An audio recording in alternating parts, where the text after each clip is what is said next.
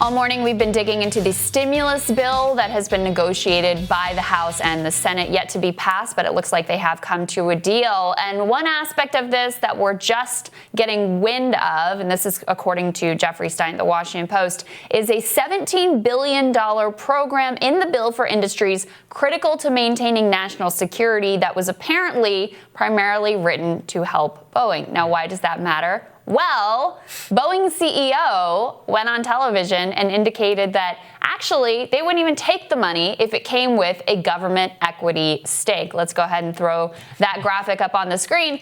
So what does that mean, Saagar? If they're not willing to take the bailout, if it comes with a government equity stake, it means they don't really need this money. Well, that's the crazy thing about this. He's like, at the same time, he's like, we're dead poor. But, oh, gosh, if the government were to actually tell me what to do, then that would be a bridge too far. Just to put it into perspective how ridiculous this claim is, one third of Boeing's revenue comes from the federal government and defense contracts. So what does that tell you? Boeing is already wholly reliant on the U.S. federal government. They just don't want the federal government to be able to tell them to do certain things. Like, hey, don't buy back your own stock. Please build planes that don't kill people and continue to fly.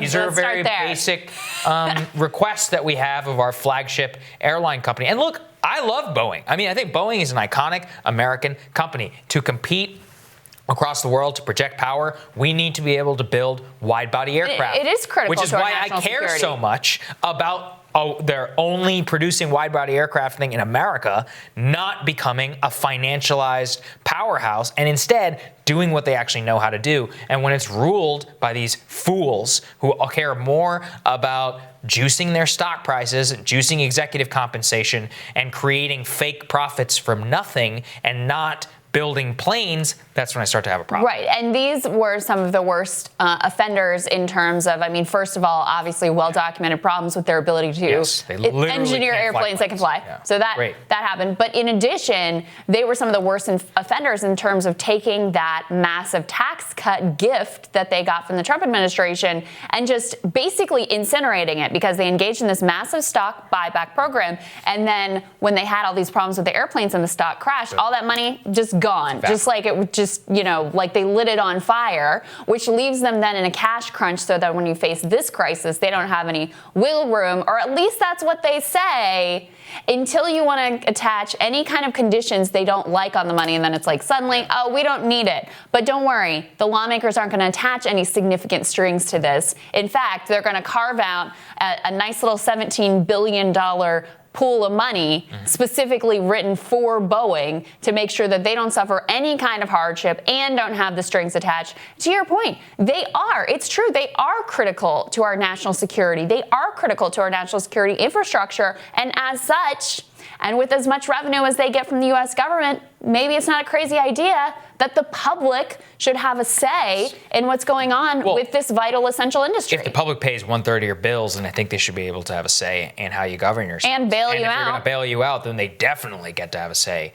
And Boeing, to me, has always best exemplified our current economy, which is you have these iconic American companies, GM and Ford and GE and Boeing and all of these others that have just become financialized powerhouses. Like GE, they don't make light bulbs anymore. It's like GE Capital is like the most valuable thing in their business. They don't make anything. Boeing does not make airplanes that fly. They buy back their own stock. GM, Ford, everybody's cutting all these complex debt financing deals because they can't build cars that people want to drive. It's like the most basic core functions of business have just been sacrificed to Wall Street for fake profits in order to just fund a global elite that sells out ultimately a worker, because all of that does is it extracts as much as you can from the people who are supposed to be working for them, building actual products and turning it into essentially monopoly money that gets lit on fire. That's what's happening with Boeing, and that's what bothers me. Like I said, I love Boeing. I think Boeing is an iconic,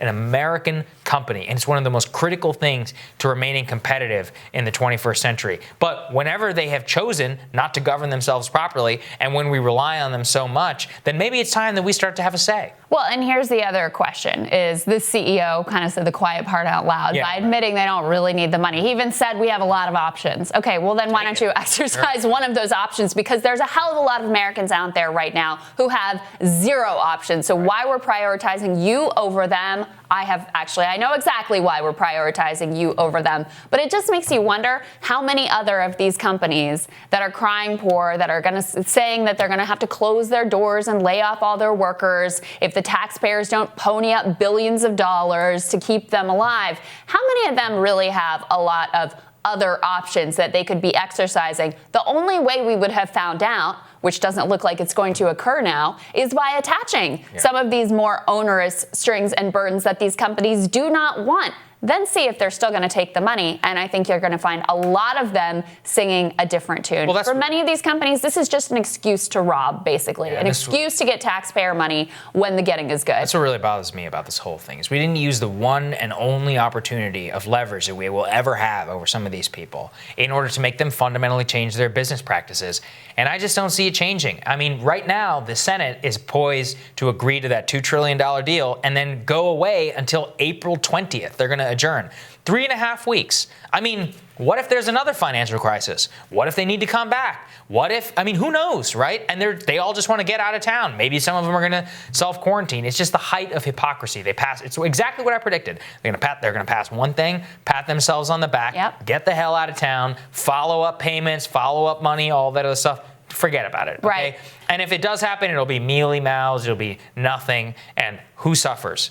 Average people. And they only banned stock buybacks very temporarily. Right. And so these companies like Boeing and American and others that engage in these massive stock buybacks, they're not being punished for it. I think There's it's like a no year consequence or a to period on which you pay back your loan. Right. It's like, and again, this is what my whole thing was. It's like, we don't want to just bridge them to the point where they can go back to business as usual. It's like, if you're going to take the cash, then you have to govern yourself forever in the public interest for the future. It's not just like a temporary act on the public interest while you're on our dime. No. The fact that we saved you itself means that you owe us for the rest of your lives. And it creates a moral hazard, just like with the banks. And, you know, it is not an analogous situation because the banks actually caused the crash, right? The Boeing and the airline industry, they may have behaved financially irresponsibly. They did not cause the crash. But it still creates a moral hazard condition where they see DC is never going to let us go under.